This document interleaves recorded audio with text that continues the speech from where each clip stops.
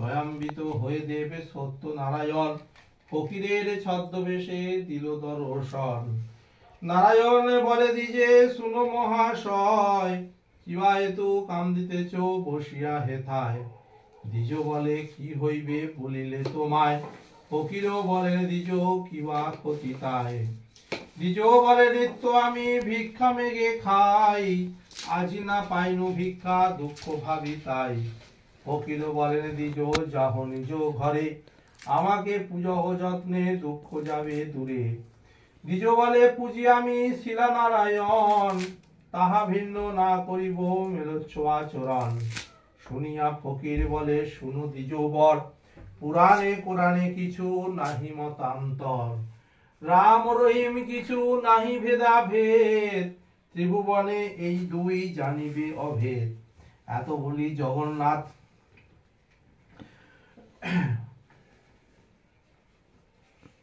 এত বলি চতুর্ভুজ হন জগন্নাথ, শঙ্খ চক্র গদা পদ্মে শোভে চারি হাত। তাহা দেখি দ্বিজ বর পড়িল ধরণী, করিল অনেক স্তপে গদ গদ বাণী।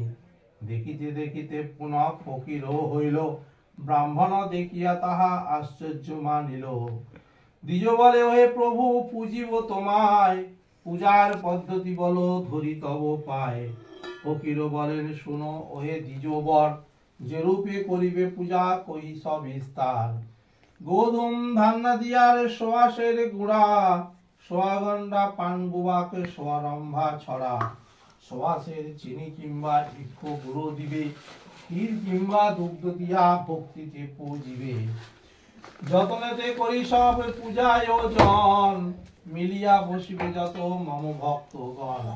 পূজিবে বিশুদ্ধ হয়ে শাস্ত্রের অভিধানে, পূজা শেষে ব্রত কথা শুনিবে যতনে। সত্যপীর বলি সবে শিরে দিবে হাত, নারায়ণ বলিয়া করিবে প্রণিপাত।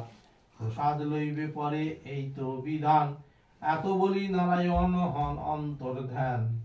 ভাবে গদ গদ দ্বিজ হয়ে আনন্দিত, কিছু ভিক্ষা করে গৃহে হন উপনীত।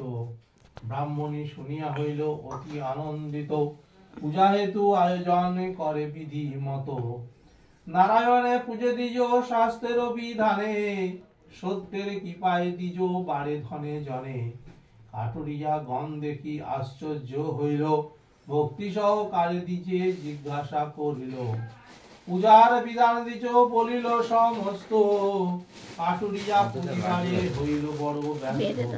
চিরুনি করিল তারা বিধি অনুসারে, দুঃখ দূর হইল আনন্দ ঘরে ঘরে।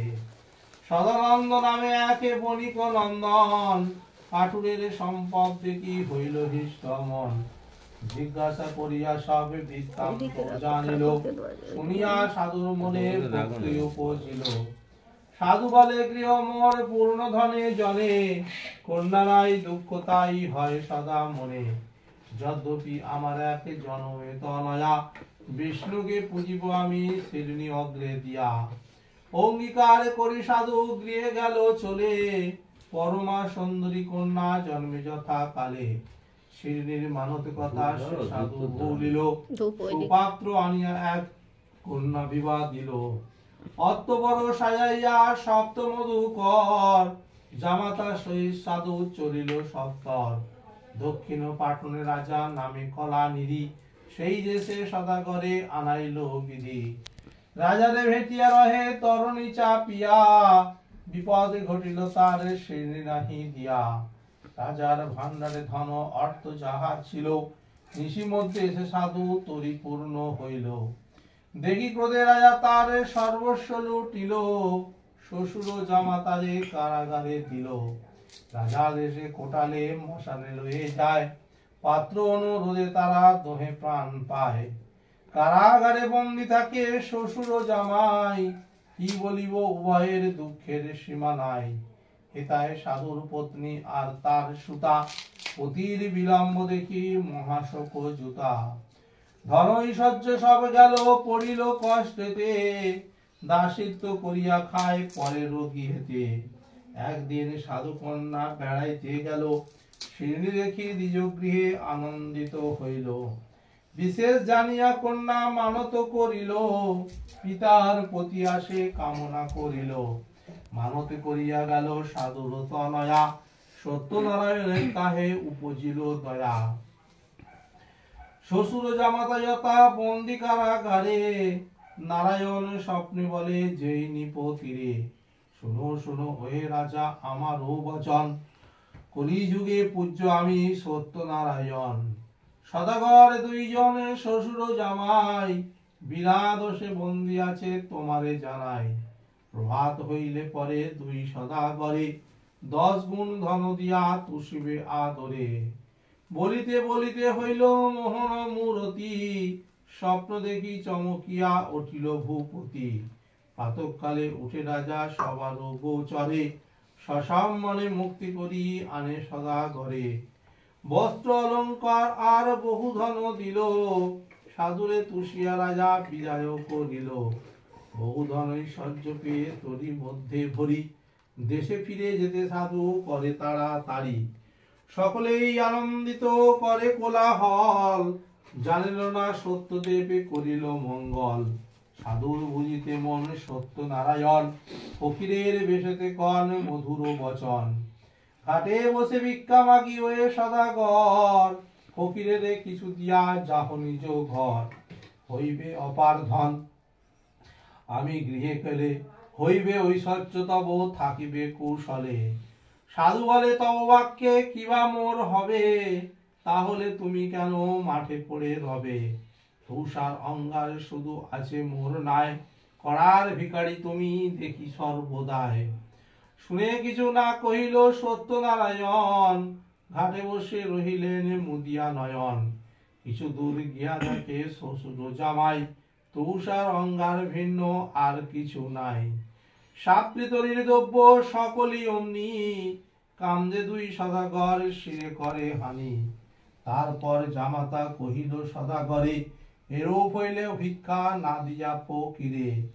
ফকির সামান্য নহে ইয়া লয় মনে, চলো চলো ধরি গিয়া তার চরণে। শুনে তারা সদাগর ফিরাইল তরি, পুনশ্চই ঘাটে গেল অতি দ্রুত করি। দেখিল ফকির সেতা আছেন বসিয়া, উভয়ে পড়িল গিয়া চরণে ধরিয়া। সাধু কয় ক্ষমা করো দিনে করো দয়া, নরাধাম মরা দেহ চরণের ছায়া। ফকির বলেন হাসি নাহে গিয়া চড়ো, সামান্য ফকির আমি পায়ে কেন পড়ো। কাঁদিতে কাঁদিতে পুনঃ বলে দুইজন, অপরাধে ক্ষমা করো সত্যনারায়ণ। শিরোনি মানিয়া ভ্রম হয়েছে আমার, অপরাধ করেছি আমি চরণে তোমার। সত্য করিলাম প্রভু হেথায় দাঁড়াইয়া, সোয়াশের সোনার সিন্নি ঘরে দিব গিয়া। শুনে সত্যনারায়ণ সদয় হইল, প্রণাম করিয়া সাধু তরিতে উঠিল। উত্তরিল ঘাটে সাধু হইল কোলাহল, সাধু পত্নী আর কন্যা শুনি কৌতূহল। তরির সামগ্রী অগ্রে ঘরেতে লইয়া, শিরোনি করিল সাধু আনন্দিত হইয়া।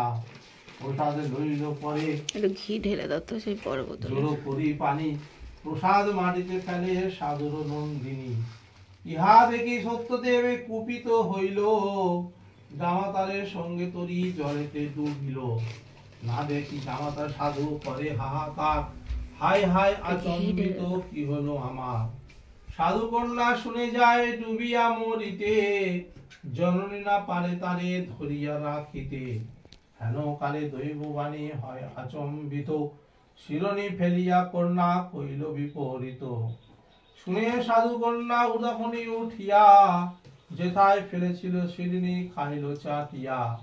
উঠিল তরণী সহ সাধুর জামাই, তরির সামগ্রী যত কিছু নরে নাই। তরির সকল দ্রব্য ভান্ডারেতে আনি, সাধু করে সোয়াশের সোনার শিরোনি। সত্যদেব স্বপ্নে কয়ে শোনো সাধু তুমি, সোনা হইতে আটায় সন্তুষ্ট হই আমি। স্বপ্নাদেশ পেয়ে সাধু পরম আনন্দে, আটার শিরোনি করে পূজা সবই শেষে। প্রভৃতি প্রচার হইল সবার আলয়, ভক্তি ভরে পুজিলেই আশা পূর্ণ হয়। ব্রতগত এক মনে করিবে শ্রবণ, অন্নমনা হলে রুষ্ট সত্যনারায়ণ। ভক্তি ভরে শুনে কিংবা পূজে নারায়ণ, তারে কবু স্পর্শ নাহি করে যে সমন। সংরাজ্যের মদে প্রবন্ধ প্রাচীন, অর্থ পরে বলুন সবে আমিন আমিন।